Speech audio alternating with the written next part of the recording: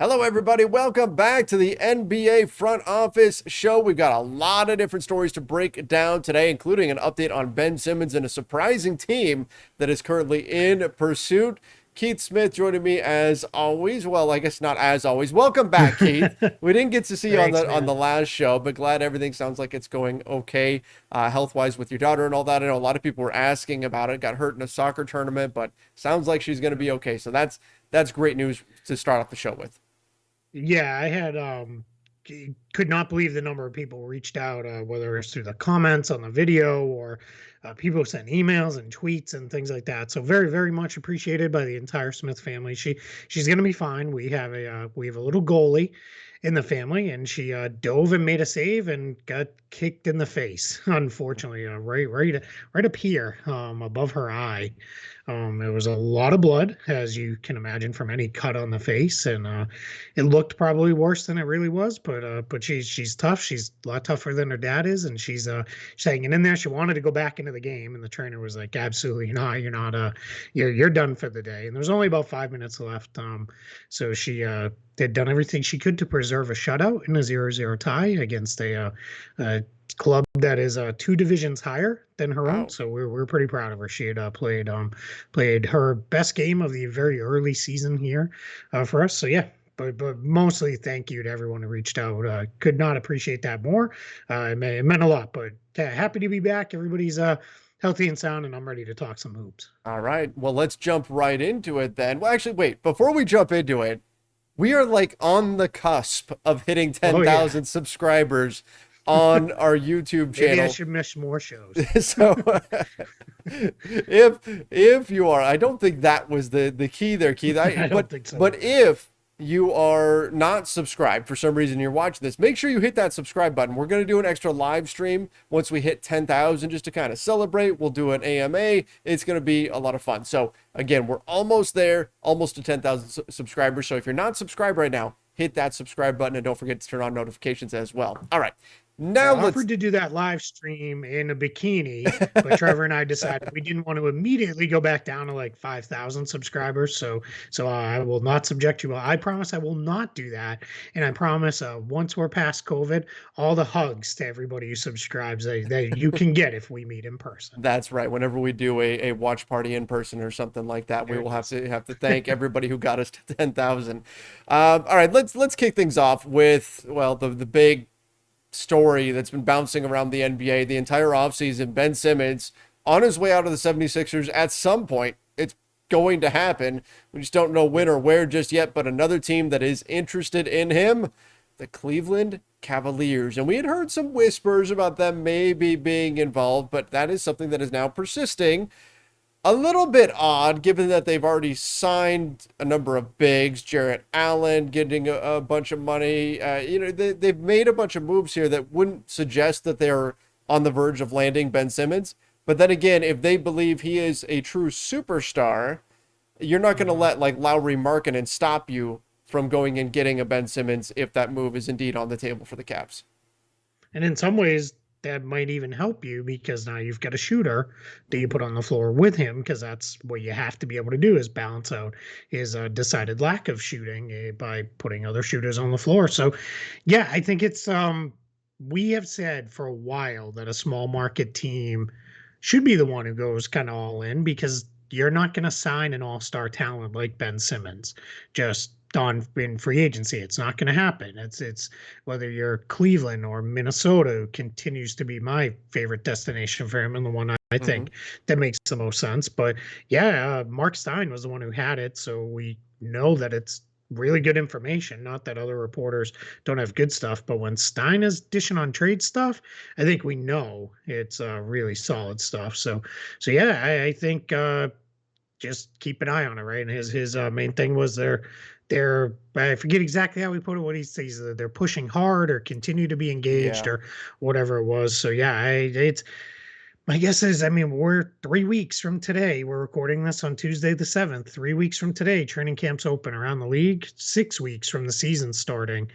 This is going to happen sometime. My guess is within the next 3-4 weeks, because it's just going to continue to be a circus until it does go down. Yeah, we've been saying we can't see them actually starting the season with them still on the roster. I suppose if they really are far apart in terms of the offers they're getting and what they want, maybe they go down that path, but it's going to get more and more difficult, particularly if we get to the point where training camp starts and Ben Simmons follows through with that threat to not report.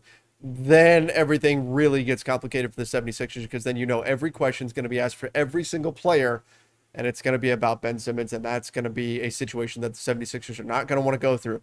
So we'll see Now, where on the this all flip winds side, up. well, Yeah. one other thing, Daryl Morey went through this last year Mm-hmm. with, or I guess he didn't go through it, but his former club went through it with James Harden last year. So, yeah, I mean, it clearly wasn't Morey, right? He was already with Philly, so that was a misspeak on my part. But yeah, it's not completely uncommon to see a guy go, and then it kind of drags into the season. But my guess is this team would like to get this done if it's going to happen. But I don't think that doesn't mean Morey's going to take a not great deal just to get it done. He's not going to give him away. He's not going to, he'll tell him, all right, fine. Then you don't play and you sit until we're ready to go. So, yeah, but is he, what is it? Yeah, what is it? I always blow that quote as the sands through the hourglass or whatever it is. I got to start watching those soap operas now that I'm home during the day. As the world turns, Yeah, I think that's what it is, right? It's something like something that. along those lines. I But remember my grandmother watched them when I was home sick from school. She would put those on. They came on after Price I is was gonna Right, say, after Price which is is Right, that's what you yeah, gotta watch. You get your 7 Up and you watch the Price is yep, Right. That's what you do when you're homesick from that's school. it. Yep. All right, Keith, in your neck of the woods, Jonathan Isaac is unsure whether or not he's going to be ready for the start of the season, recovering from a torn ACL. He was there. I saw him in summer league. He was walking around, obviously not doing Hmm. anything, no workouts or anything like that we saw. But was walking around just fine in summer league, recovering from that torn ACL. That was terrible to see, because he is such an exciting young player and so just fascinating, the combination of length and skill set and all that. You want this guy to be healthy and see what he can do if he can really put it all together. And I think if I'm the Orlando Magic, I'm approaching this as though, you know what, if you're not ready to start the season, if you're at 95%, just wait. Just wait. There's Yep. no reason to rush him back at all. Yeah, you're spot on with that. The Magic are, they know they're going to be bad this year. They fully own that. It's going to be a very much a transition year. A lot of figure out what we got kind of situation here. They've got a Mm-hmm. lot of really young players, a couple guys who are extension eligible coming up, guys who are probably not going to get extensions unless they're team friendly, but then you're kind of evaluate them all year, going into restricted free agency. And then Isaac is still in some ways, I guess maybe Jalen Suggs will overtake him, but Isaac is still right now kind of crown jewel of what they've got on this team, because he is their best chance of a guy who maybe makes an all-star team someday, of the guys who have played so far. And I continue to maintain, if he's healthy and the team is good enough, this guy can win defensive player of the year. He's just incredible on that end of the Mm-hmm. floor. There's really not anybody he can't guard. All the way 1 through 5, he is very switchable, or at least was before the injury. So we'll see what that looks like now. But yeah, it's one of those things that's interesting, because the hardcore Magic fans, and yes, they do exist. I know people don't believe that they do, but they do exist. They are a little frustrated, because they're like, all right, this is a year plus now. This happened, if we remember, happened in July of 2020, Mm-hmm. in the bubble is where he got hurt. So there are some people kind of wondering, like, well, what are what is that? Or I guess it was August of 2020. So, but it'll Okay. be a year. Sense. So that there are people wondering, like, well, what's happening with Jonathan Isaac? Why are we not, there? Like what is going on? How is he not back yet? But it's just going to be, as you said, the organization's not going to, if he's not 100% ready, he's not coming back. He's not, my guess is he'll probably rarely play back-to-backs this year. Yeah. Uh, 3 and 4 nights, that's probably out of the picture as well. There'll be liberal rest days, because this team's not, they know they're not a playoff team, and they're not really trying to win a lot of games, but they also do want to have him out there enough with the other young guys that you can evaluate fit and see how all those pieces come together. So he'll play, but maybe Christmas we see him instead of right at the start of the season. Which again, that's That's fine, right? You're Yep. not losing anything right now. If you're Orlando, you want to make sure he's 100% healthy and you don't get into another injury situation because you rushed him back. There's just no reason for that. Staying on the injury topic, T.J. Warren, man, one of my favorite wing scores. His Yeah. start to the bubble was ridiculous. He was just lighting people up. But T.J. Warren still out and now out indefinitely, dealing with a left foot stress fracture, and apparently it is not healing as quickly as they would have hoped. So TJ Warren not with the Indiana Pacers to start the year. Yeah, that one kind of came a little out of nowhere Mm-hmm. because I would have assumed. I mean, he missed almost all of last season, by the time it went down. So I thought, we would have seen him back on the court. He's a very important player for that team because his ability to play the four as well as the three, that unlocks some of those small ball lineups that they like to go to when they only use one of Sabonis or Turner. So I think that part gets a little tricky. So in important to remember, this team lost Doug McDermott Mm-hmm. off of last year's team, who was also another guy who played a lot of 3 and 4 for the Pacers. So they're not going to have him now. They did draft Chris Duarte. They signed Torrey Craig. They still have Justin Holiday. Of course, Karis LeVert's got good size, so he can play up a little bit. So they still have some versatility, but this has got to be considered a disappointment to not have Warren to start the year. And then they filled out their roster today, though, with their final piece. The final training camp spot. Nate Hinton, a guard with some size, played last year with the Mavs on a two-way contract, is joining the Pacers, likely on a non-guaranteed camp deal. So that'll bring them up to the training camp preseason maximum of 20 players. And the Pacers were not the only team to add players. We've got a bunch more to get into here, but let's go to the reigning Western Conference champs, the Suns, who signed Chandler Hutchinson. Hutchinson, look, good size, good strength, the shooting, the shot efficiency, not quite what you would have hoped for there just yet, but still lands with the Phoenix Suns. I think that's a decent spot for him. He got traded to the Spurs in the Russell Westbrook trade from the Washington Wizards, and then the Spurs released him, and now he winds up in Phoenix. And look, there's worse places you can be than kind of an up and coming team like the Phoenix Suns. You know you can never have enough wing players in the NBA. Teams are always looking for them. So I think this isn't a bad landing spot for Chandler Hutchinson. Yeah, and they do have an open roster spot of their 15. I would have thought it would have gone to a big, Mm-hmm. just because they're not going to have Dario Saric. We know that. He's going to be out for my guess is the entire season after tearing his ACL in the finals. So I would have thought they would have gone with another 4 or 5 kind of guy. Maybe they feel like Jalen Smith is ready to take more of a step Could be. forward. They did bring Frank Kaminsky back, so maybe they're going to run with him. Uh, Cam Johnson has done well as a kind of a small ball for them. Mikal Bridges can play up when Crowder's out of the game, so maybe that's just how they're gonna mix and match it and put it together. Because yeah, you were being a lot more kind than I will be. I don't think Chandler Hutchison has showed he is an NBA level guy. Yeah, you're right. He's got good size, but That's what that's I'm talking kind about. of about all he's got. Yeah. So yeah, I'll be kind of surprised if he even makes the Suns out of training camp, and they still have both of their two-way spots open at this point. Phoenix does.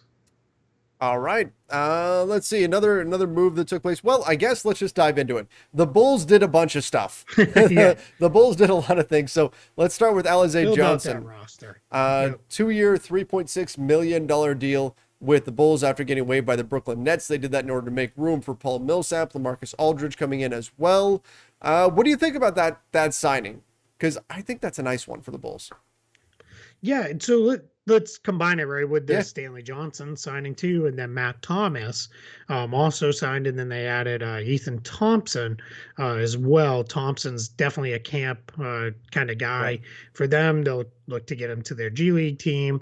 Matt Thomas, maybe he makes it. They could use another shooter. It's starting to get a little tight towards the back end of that roster, but maybe he makes it. Maybe he's a guy they convert into a two-way if he's willing to do that.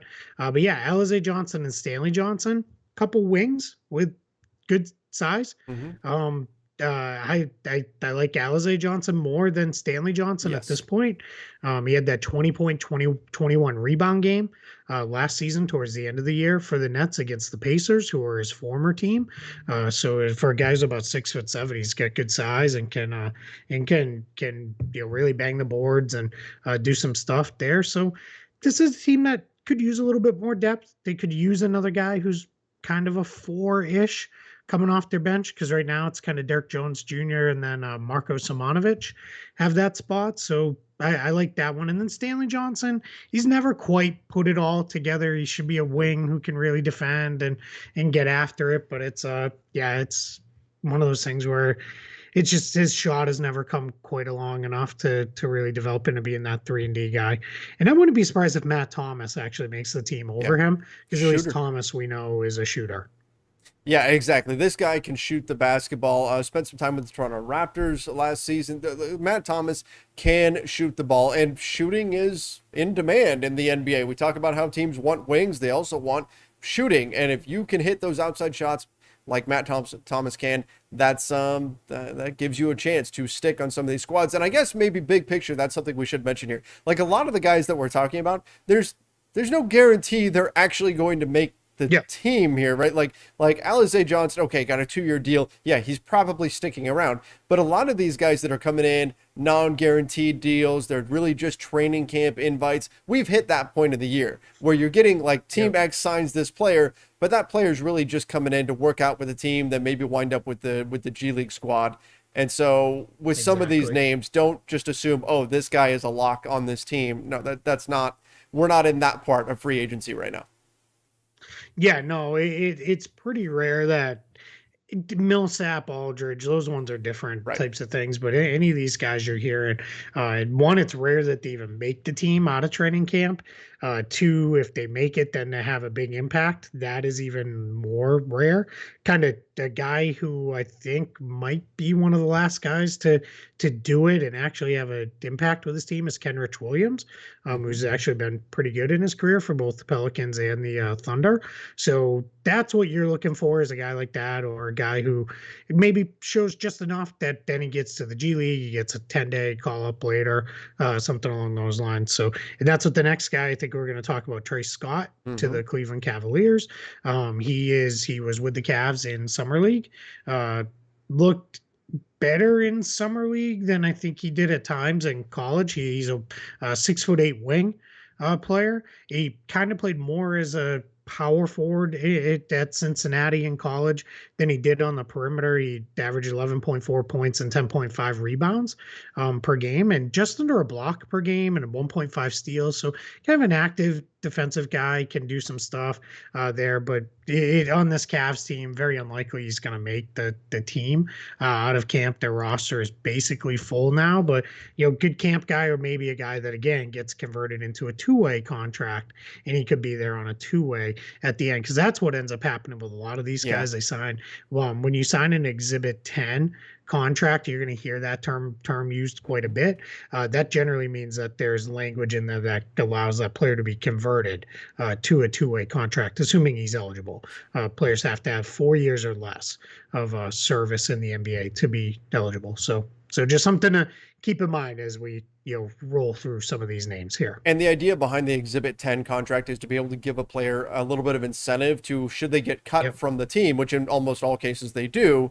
They come to training camp, they get cut. There's financial incentive for them to then go to the club's G League affiliate and play there. Yep. And I believe they have to stay for, I want to say it's 2 months, and then they get X Yeah. amount of dollars in exchange for Yep, doing so. 50K. Yes, It's almost it's always almost the 50K 50K. is what they give them. Yep. Yeah, every once in a while it's a little bit less than 50K, but almost always $50,000. You go, it's you become what's called an affiliate player. Hmm. So as long as you finish training camp and then sign with the G League, this is kind of a little bit of a misnomer. Player outside of the G League Ignite, which is a very different thing that I think we need to kind of put almost in its own little box Yeah. over here. Um, the regular G League franchises, players sign with the league itself, and then they are allocated to teams, It's like whether it be through draft or free it's agency, like sort of the way MLS. it's a claim. Yeah, kind of. Yeah, you sign with the league versus the teams. But if you're an affiliate player, what happens is you sign with the G League, and then as an affiliate player, you're immediately assigned to that team's G League team. So where Cleveland has the Charge is their G League team. So that's my guess is what will happen with a guy like Trey Scott. And there's going to be a whole bunch of these guys, the guys we just talked about. Ethan Thompson with Hmm. Chicago. Indiana has Kiefer Sykes and Terry Taylor, a couple guys they brought in. So you're going to see a lot of that go on here over the next month. And then what happens sometimes is you'll see teams will play some games at the end of a roster because they might be like, you know what? Wow, that Trey Scott guy looks pretty good. We want him as our affiliate player, so then they'll sign him. So they were the last team to have his rights, so then they get him as an affiliate player and block the other team. And we do see that happen every year. So that's just a little bit of the fun roster maneuvering at the end of the preseason that we like to see. Well, let's run through a couple of the other guys. There's one kind of biggish name that I want to finish with, but some of the other guys, Joe Wieskamp on a two-way to the Spurs, Kenna Yep. Bates Diop got a 2-year Yep. deal with the Spurs as well. We don't know what guarantees are on that or anything like that. And Tremont Waters to the Bucks. Yeah, Tremont Waters, 2-year player, 2-year two-way player with the Hmm. Celtics. The last couple of years, he's a little guard. The challenge right now is the Bucks don't really have a roster spot for him, but the Bucks could use another guard off their bench. So maybe this could be one where you could see this getting converted. I'm sure he doesn't want to spend another year on a two-way, but if that's the best thing for him, then that'll be what happens. And he'll pair with. Yeah, I'm ready. I've been practicing this one. Uh-oh. Sandro Mamukelashvili. Yeah, how'd you like that? That's a real There's name. I didn't make it up. there's times when we're going through this and you're throwing names at me and I'm going, this is a created character, right? Like this is Yep. made up. Nope. This isn't a real The real person. guy. That Yep. name, I know there's no way you could make up that name off the top of your head, so it No. must be real. Yeah. Yeah, if it was made up, it would be like Keith Smith is what I would say his name is. It'd be something simple like that. My brain is not smart enough, especially after this past weekend. But yeah, he's a big guy out of Seton Hall, who they drafted, and then they signed him to a 2-year two-way. So Waters may join him on the Bucks bench as a two-way player. Yeah, and then Keita Bates Diop. So there's a two-way success story. He Mhm. got moved up. We'll see though the Spurs, right? So they waived Chandler Hutchinson. That brought them down into range now where they needed to be contract wise, except they're still +1. They still have one too many guaranteed contracts right now. So we'll see if Bates Diop got any kind of guarantee in his deal or not, or if they're just giving him a little bump for being a good guy for them for the last couple of years. So some maneuvering left to go for the Spurs. And then yeah, Joe Wieskamp was one of their draft picks designed around always going to a two-way. All right, let's get to a name people have probably Let's do it. heard of. And I love this guy, man.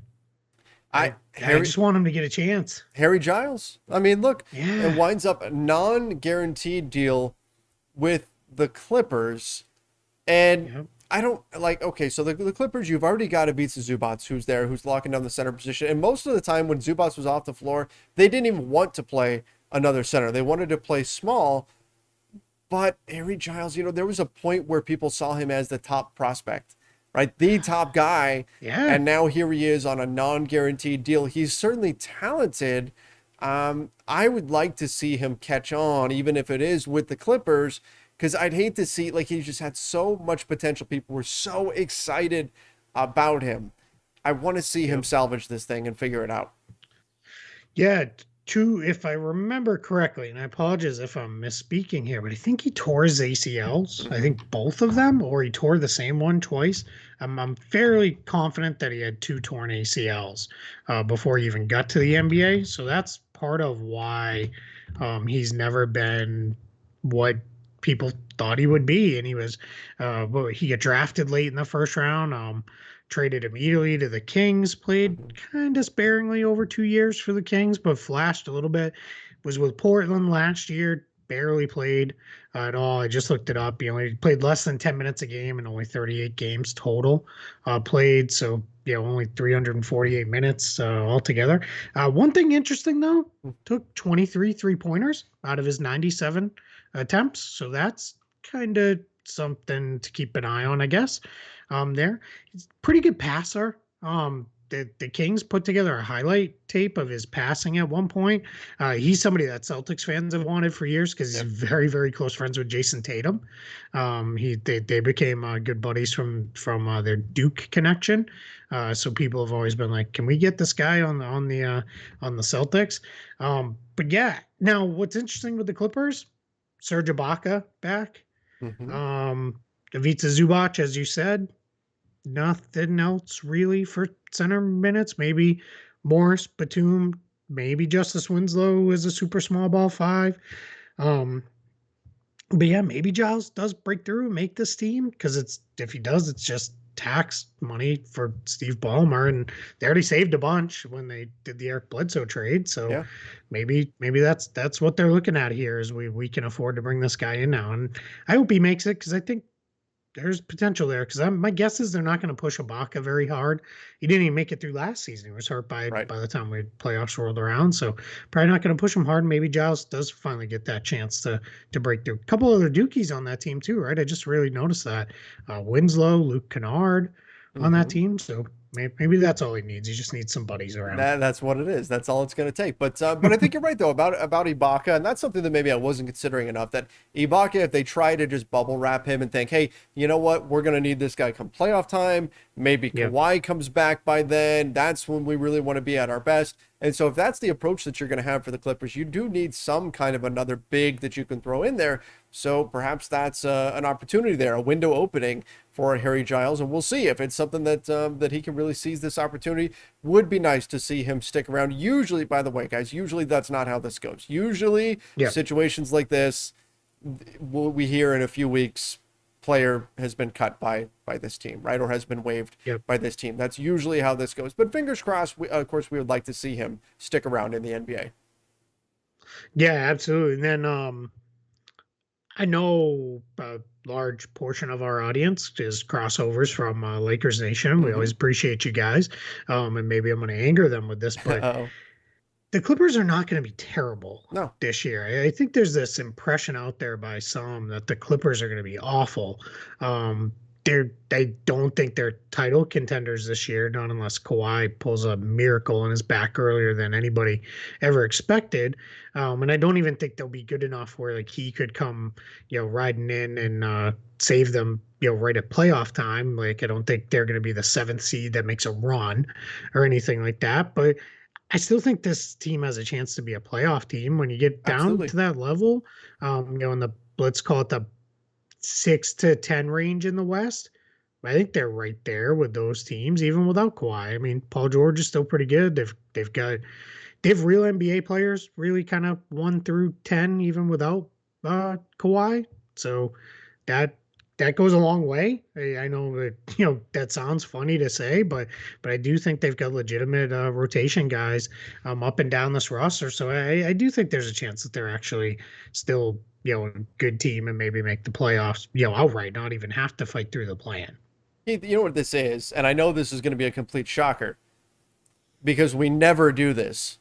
It's an overreaction. As a basketball Oh yeah, community, it's an overreaction when we say, oh, the Clippers aren't even a playoff team. Now, it's along the same train of thought as saying, oh, Ben Simmons, well, now they have to trade him. He has zero yeah, trade value. CJ McCollum, how many firsts are the Sixers going to have to throw in order to get the Blazers to do CJ yeah. McCollum for Ben Simmons? Right? I mean, that's the kind of discussion that we've seen going on around just the basketball community, and it's because we tend to overreact to things, right? We blow things out A of little bit. proportion, and I think that's what's happening here with the Clippers, where people are saying, oh, they're not even a playoff team. No, they're still a playoff team even without Kawhi. If you're saying they're not a playoff team, then you didn't pay attention to the playoffs last year and see what Yep. they did without Kawhi. Now, I don't think they can Yeah, sustain that still over an almost entire made the season. finals. Yeah, they almost made the finals without him. All right, look, they're Yep. still a good team. They're still a quality team. And again, that feels kind of gross sticking up for the Clippers and all that. But again, as a basketball community, sometimes we do this where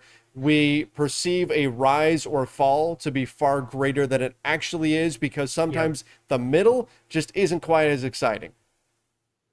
You know what else I think in the West too? If you look at it on its face, Houston and OKC, you can feel pretty good saying, yeah, they're not going to make the playoffs. Hmm. Everybody else, I don't have to go very far or work overly hard to convince myself that they could be a playoff team. Even San Antonio, Minnesota, Sacramento, I can see versions where it all kind of goes right and those teams make the playoffs. And I Hmm. think what we do in the West is in the East is starting to turn now there as well as they've got Yep. better depth of teams, but especially in the West, we look for reasons to take teams out of the playoffs versus necessarily putting teams in. And I think it's one of those where, all right, well, if I'm saying the Warriors are in, if they're healthy, someone has to be out. All right. Oh, the Clippers, that's easy. No Kawhi, take the Yep. Clippers out. So I think that becomes almost our snap, like just go with them. And maybe that is how it goes. But, who knows? It also hasn't been the most healthy team in True. the world. A lot of their main guys miss time, and if that's the trouble. I always say this. I say this a lot. So ever when the first guy goes down, most teams are okay. You can get by Yeah. being down one guy. So what happens if you lose the second guy, and then if you ever lose the third guy, then what do you do? Now you're into guys having to play roles that they're not ready to, and Paul George has had some trouble staying healthy in the past.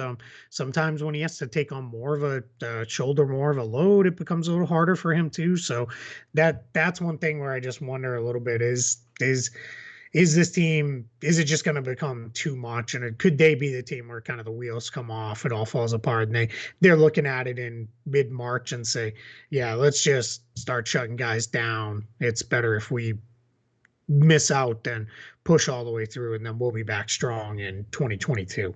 Maybe that's how it goes. And that could very well be the path that we wind up heading down. But I just don't think that the knee-jerk reaction of just, oh, they're not even a No, playoff team. agreed. That's taking things too far. It's too far. It's also Yep. going too far to flip the coin here. It's also going too far to just say, oh, the Lakers are clearly the one seed in the Western Conference. There's so many Sure. different factors to look at here, including rest. How much teams are going to rest players? How much teams are just going to focus on the playoffs and getting healthy for that? So just something to keep in mind as we head into the regular season. Like, try not to overreact to some of these things. Sometimes just a team, they are what they are. And we don't have to assume that they're going to make a huge move in either direction, either better or worse. Let me throw it. Maybe this is a hot take, and I don't really do these, but I'm going to Uh-oh. do it anyway tonight for you. I think it is more likely the Clippers are a playoff team, a real playoff team, so a top six team, Uh-huh. than it is that the Lakers are the one seed. Skip, is that you? It's yeah, right. Yeah, I didn't yell quite enough and That's start right. throwing papers around and getting all crazy. I don't think the Lakers are going to push that hard for the one seed. I don't. Maybe I'm wrong. Maybe they are coming back with Mhm. this. Hey, we're going to show you how good it works with all this older roster and these three guys together, and we've kind of said there'll probably always be at least one or two of them on the floor and those kind of things. But I just, I can't see them going into Charlotte on a night where but we really need a win to keep pace with Utah. But LeBron's kind of banged up and Russ's knees bother him a little bit. But yeah, let's make sure we get that win against Charlotte on a Right. Tuesday night in late January. I just can't see it. It doesn't make sense, especially last year where I don't want to take anything away from the Suns, of course, because I think they were a worthy finals team and earned everything that they got.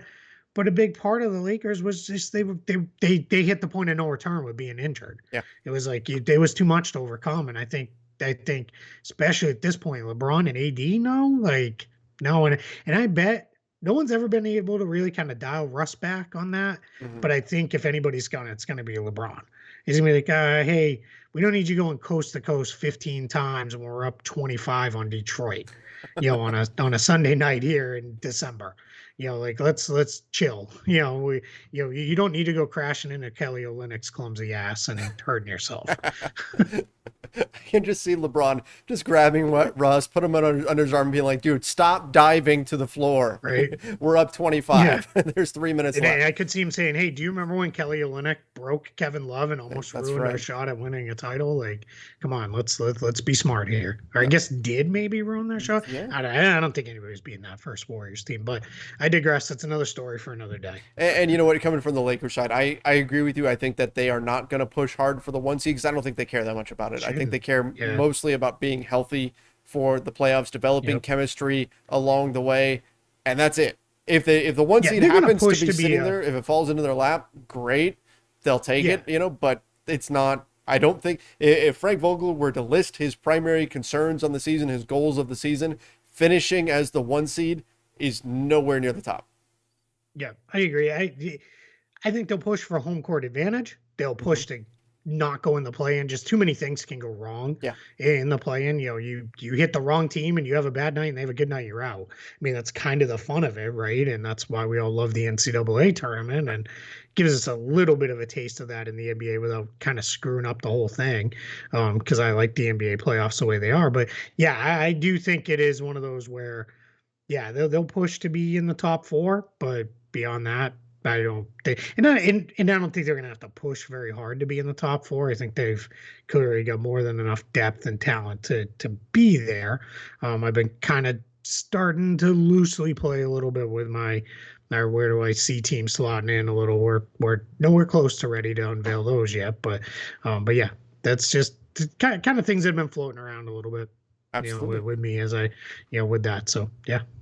All right. Well, you know what? We looked at this episode and we said we've got a bunch of quick little, quick hitter news spots. We've got the And Simmons we're thing to 30 lead us minutes off, in. and then we've got some really fast takes that we're going to get through. And here we are. We're actually one of our longer shows recently because once we start talking basketball and the season is coming up, we it's hard to stop.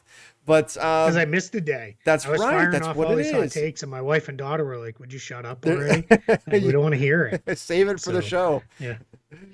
And Um, thanks to Ron for pinch hitting. I appreciate that.